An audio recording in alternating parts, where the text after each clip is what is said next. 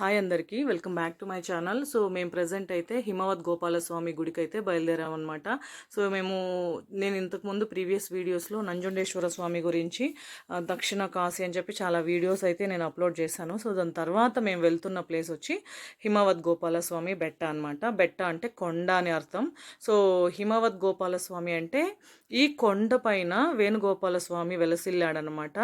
And సంవత్సరం అంతా కూడా ఈ కొండ మంచుతో కప్పబడి ఉంటుంది. అందుకనేసే హిమము అంటే మంచు కదా. సో హిమముతో కప్పబడి ఉన్నటువంటి కొండ, ఆ కొండ పైన వెలసిల్లినటువంటి వేణుగోపాల స్వామి. అందుకని చెప్పేసి హిమవత్ గోపాల స్వామి బెట్ట అని ఈ కొండకి పేరు అన్నమాట. ఈ కొండకి అసలు చాలా పురాణాలే ఉన్నాయి. అది కూడా నేను ఎక్స్ప్లెయిన్ చేస్తాను తప్పకుండా. కాకపోతే ఇక్కడ ఏంటంటే మేము ఈ కొండకు వచ్చేటప్పుడు గూగుల్ అక్కడ నమ్ముకొని వచ్చేసాము. సో ఫస్ట్ టైం అనమాట ఈ కొండకు మనం వచ్చింది. సో గూగుల్ అక్క రాంగ్ డైరెక్షన్లో తీసుకెళ్ళి ఒక 10 కిలోమీటర్లు అయితే ముందుకు వచ్చేసాం మేము.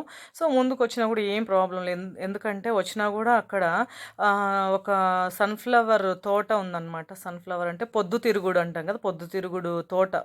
ఆ తోట ఉంది అక్కడ. సో అక్కడ ఒక తాత చేరేసుకొని కూర్చొని ఉన్నారు. అంటే ఎవరైనా మనలాగా ఇలా మిస్ అయిన వాళ్ళు, అంటే ఆ దారి తెలియక ముందుకు వచ్చిన వాళ్ళు, లేకపోతే కావాలని కూడా తెలిసిన వాళ్ళు ఇక్కడికి వచ్చి ఆ తోటలో ఫొటోస్ అన్నీ తీసుకొని వెళ్తారనమాట. ఒక్కొక్కరికి 20 రూపీస్ 30 రూపీస్ అలా ఛార్జ్ చేస్తారు. సో ఎలాగో వచ్చాం కదా మనం అని చెప్పేసి మేము కూడా కొన్ని పిక్స్ అయితే అక్కడ తీసుకుని మళ్ళీ వెనక్కి వచ్చి కరెక్ట్ డైరెక్షన్లో అయితే వెళ్తున్నాం అనమాట. అసలు మనకి ఆ కొండ మీరు చూస్తున్నారు కదా, ఎదురుగా కొండలు మంచు కొండల్లాగా అవే అనమాట హిమవత్ గోపాలస్వామి బెట్ట అంటే.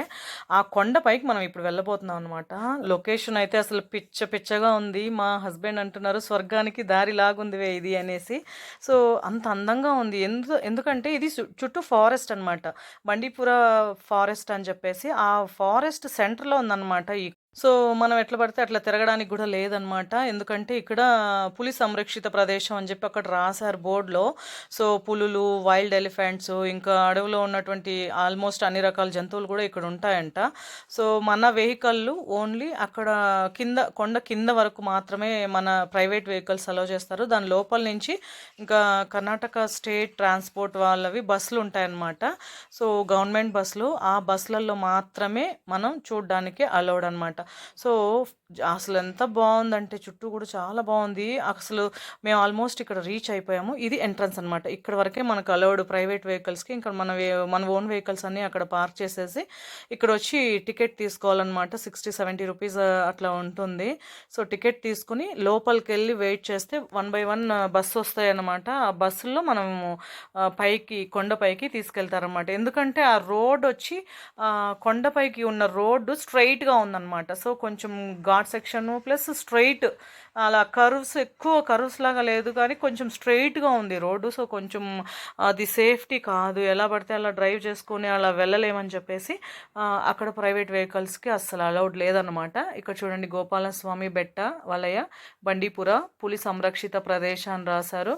అండ్ ఇంకా ఈ ప్రదేశం యొక్క స్వచ్ఛతను కాపాడాలి. ప్లాస్టిక్, చెత్త చెదారము, ఇంకా వేస్ట్ పదార్థాలన్నీ కూడా ఎక్కడ పడితే అక్కడ పడేయకూడదు, కొంచెం క్లీన్లీనెస్ని మెయింటైన్ చేయండి అని చెప్పి రాశారనమాట. ఇంకా మేము టికెట్ తీసుకుని లోపలికైతే వచ్చాము. సో పర్ హెడ్ 60-70 రూపీస్ ఏమో ఉంటుంది. టికెట్ తీసుకుని బస్సులో వెళ్ళి కూర్చుంటే బస్సు ఫుల్ అయిన తర్వాత బస్సు బయలుదేరుతుంది అనమాట. సో ఈ ఒక ప్రయాణంలో ఒక దగ్గర బస్సు అయితే బ్రేక్ డౌన్ అయ్యింది, మేము ఎక్కిన బస్సు. సో ఆ విశేషాలు ఏంటో నేను నెక్స్ట్ వీడియోలో అప్లోడ్ చేస్తాను. సో స్టార్టింగ్ చెప్పాను కదా, నేను ఒక 10 కిలోమీటర్ ముందుకు వెళ్ళిపోయామని చెప్పి. ఆ 10 కిలోమీటర్ ముందుకెళ్ళిన తర్వాత అక్కడ పొద్దుతిరుగుడు తోటలో మేము కొన్ని పిక్స్ అయితే దిగానమాట నేను. సో ఆ పిక్స్ కొన్ని ఇక్కడ పెట్టాను. సో మిగిలిన విషయాలని నేను నెక్స్ట్ వీడియోలో అప్లోడ్ చేస్తాను. సో వీడియో నచ్చింది అనుకుంటున్నాను. నచ్చినట్లయితే please like, share and subscribe the channel. Thank you. Take care. Bye.